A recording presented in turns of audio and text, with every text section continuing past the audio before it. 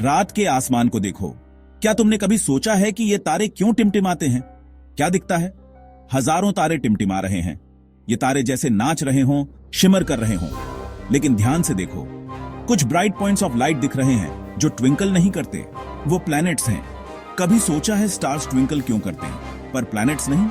इसका जवाब है लाइट कैसे स्पेस और हमारे एटमॉस्फेयर से ट्रैवल करता है। जब लाइट स्टार से निकलती है तो वो एक बहुत लंबा सफर तय करती है। ये सफर हमेशा स्मूथ नहीं होता।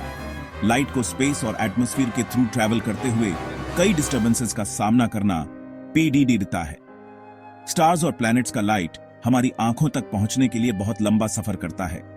ये सफर हमेशा स्मूथ नहीं होता। एटमॉस्फेयर में मौजूद गैसेस और पार्टिकल्स लाइट को बेंड और स्कैटर करते हैं, जिससे स्टार्स ट्विंकल करते हैं। चलो इस डिफरेंस के पीछे के फैसिनेटिंग रीजन को एक्सप्लोर करते हैं।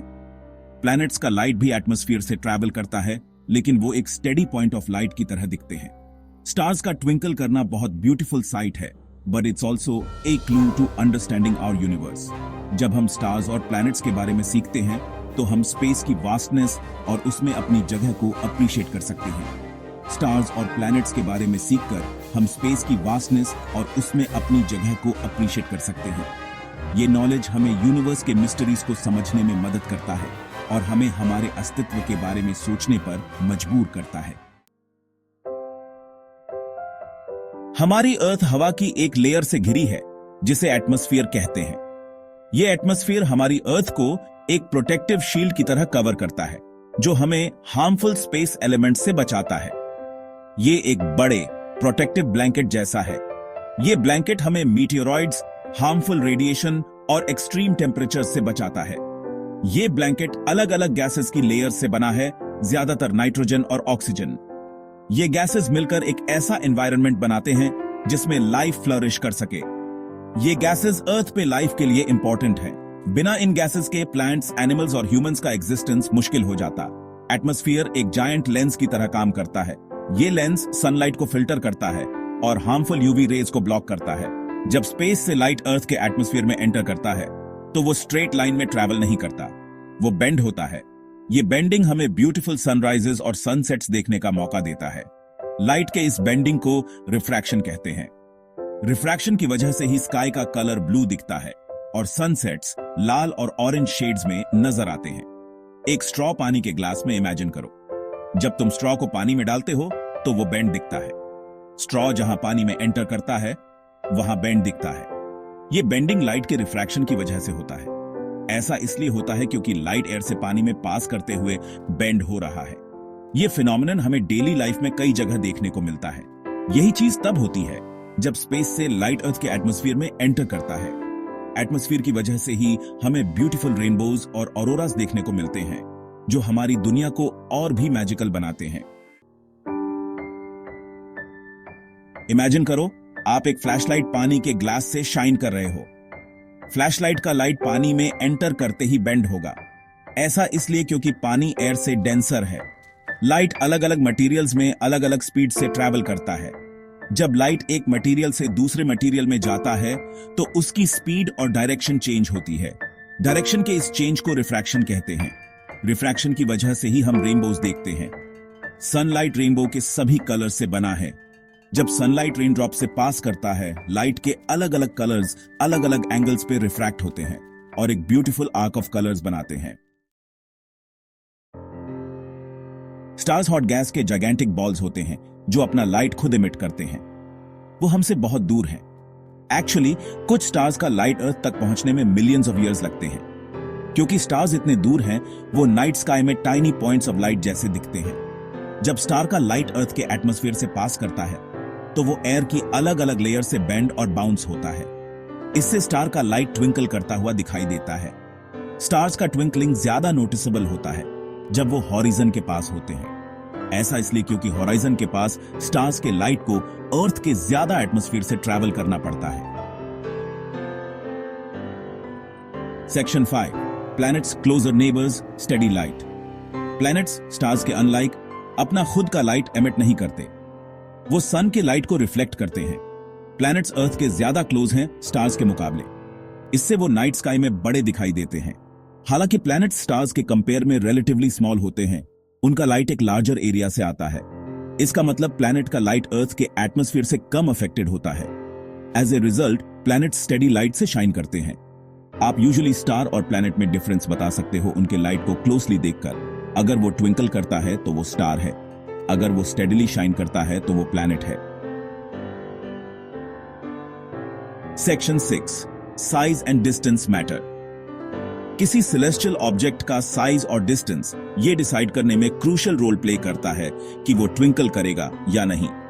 ऑब्जेक्ट जितना दूर होगा वो उतना ही छोटा दिखेगा। ऑब्जेक्ट जितना छोटा दिखेगा उसका लाइट अर्थ के एटमॉस्फेयर से उतना ही ज्यादा अफेक्टेड होगा। स्टार्स जो बहुत दूर हैं, tiny pin points of light जैसे दिखते हैं। उनका लाइट अर्थ के एटमॉस्फेयर से इजीली डिस्टर्ब होता है, जिससे वो ट्विंकल करते हैं। प्लैनेट्स जो ज्यादा क्लोज हैं, टाइनी डिस्क्स जैसे दिखते हैं। उनका लाइट भी एटमॉस्फेयर से अफेक्टेड होता है, लेकिन इफेक्ट एक लार्जर एरिया में स्प्रेड होता है, जिससे वो स्टेडियर दिखाई देते हैं। Section 7, the horizon effect. क्या आपने कभी नोटिस किया है कि स्टार्स होराइजन के पास ज्यादा ट्विंकल करते हैं? ऐसा इसलिए क्योंकि उनके लाइट को हमारी आंखों तक पहुंचने के लिए अर्थ के ज्यादा एटमॉस्फेयर से ट्रैवल करना पड़ता है। अर्थ का एटमॉस्फेयर होराइजन के पास डेंसर होता है। स्टार का लाइट जब एयर के इस थिकर लेयर से ट्रैवल करता है तो वो ज्यादा रिफ्रैक्ट होता है, जिससे ज्यादा प्रोनाउंस्ड ट्विंकलिंग होता है। अगली बार जब आप स्टार गेजिंग करो तो ध्यान दो कि स्टार्स का ट्विंकलिंग कैसे चेंज होता है जब वो स्काई में मूव करते हैं। Section 8, beyond twinkling, exploring the universe. The universe is vast, mysterious, and full of wonders that have fascinated humanity for centuries. From the twinkling stars to the distant galaxies, every celestial object holds secrets waiting to be discovered. ये समझना कि stars twinkle क्यों करते हैं और planets क्यों नहीं, ये तो बस यूनिवर्स की एक्सप्लोरेशन की शुरुआत है। Stars twinkle because their light passes through the Earth's atmosphere, which causes the light to bend and shift. Planets, on the other hand, appear steady because they are closer to us and their light doesn't get as distorted. Astronomers' powerful telescopes use करते हैं distant stars or galaxies के light को study करने के लिए. These telescopes are marvels of engineering, allowing us to peer into the depths of space and time. With each observation, we gather more data, helping us understand the universe's origins, structure, and future. इस light को analyze करके, वो इन celestial objects के composition, temperature, और motion के बारे में जान सकते हैं। By studying the light spectrum, astronomers can determine what elements make up a star, how hot it is, and how fast it's moving. This information is crucial for piecing together the life cycles of stars and the dynamics of galaxies. Astronomers के सामने एक challenge Earth के atmosphere की वजह से होने वाला distortion है। The atmosphere acts like a turbulent lens, distorting the light from celestial objects and making it difficult to get clear images. This is why observatories are often located in remote, high-altitude places where the air is thinner and clearer. इसे overcome करने के लिए उन्होंने adaptive optic systems develop किए हैं जो atmospheric turbulence के लिए correct कर सकते हैं. Adaptive optics technology has revolutionized ground-based astronomy. By making real-time adjustments to the telescope's optics, these systems can counteract the blurring effects of the atmosphere. ये systems deformable mirrors use करते हैं.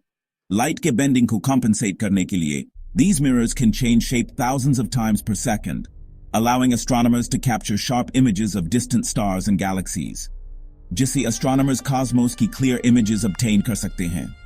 With these clear images, we can study the intricate details of galaxies, nebulae, and other celestial phenomena, gaining insights into the processes that shape the universe. Ongoing research or technological advancements के through, हम universe के mysteries को unravel करते रहते हैं. As technology continues to advance, new instruments and methods are developed, pushing the boundaries of our knowledge. Each discovery brings us one step closer to understanding the vast and complex universe we inhabit. Section 9. Conclusion: A Universe of Wonder. अगली बार जब आप night sky को देखो, तो twinkling stars और planets के steady glow को appreciate करने के लिए एक मोमेंट लो. याद रखो कि इन डिस्टेंट ऑब्जेक्ट्स से जो लाइट हम देखते हैं, वो हमारी आंखों तक पहुंचने के लिए स्पेस में बहुत वास्ट डिस्टेंसेस ट्रैवल करके आया है. स्टार्स का ट्विंकलिंग जो अर्थ के एटमॉस्फेयर की वजह से होता है, कॉस्मोस की ब्यूटी और वंडर को बढ़ाता है. स्टार्स और प्लैनेट्स को स्टडी करके हम यूनिवर्स में अपनी जगह की डीपर अंडरस्टैंडिंग गेन करते हैं। जैसे जैसे हम कॉस्मोस को एक्सप्लोर करते रहेंगे, हम उसकी वास्टनेस और काउंटलेस वंडर्स पे मार्वल कर सकते हैं।